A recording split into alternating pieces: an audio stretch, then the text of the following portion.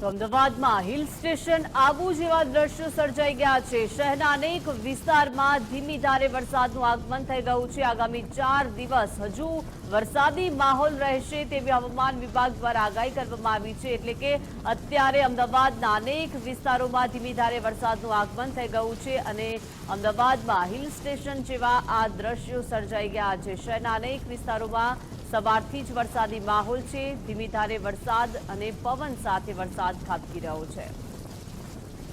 વરસાદી માહોલ છવાયેલો રહેશે ત્યારે ખાસ અમદાવાદમાં જે આ ખાસ જે વૈષ્ણોદેવીથી જુંડાલ તરફ જવાનો જે આ બ્રિજ છે તે બ્રિજ ઉપર આપ જોઈ શકો છો કે વરસાદી માહોલ છે, ઝરમર ઝરમર વરસાદ વરસી રહ્યો છે। બીજી તરફ જે રીતે અત્યારે હાલ વાતાવરણ જોવામાં આવી રહ્યું છે તે એક હિલ સ્ટેશન જેવું વાતાવરણ હોય એટલે કે અસહ્ય ઉકળાટ અને ગરમી થી રાહત મળી રહી છે।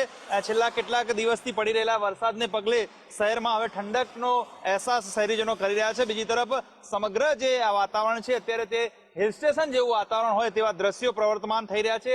બીજી તરફ હજી 4 દિવસ ગુજરાતમાં વરસાદની આગાહી છે, તેમાં અમદાવાદમાં પણ આગામી 4 દિવસ વરસાદી માહોલ જોવા મળશે।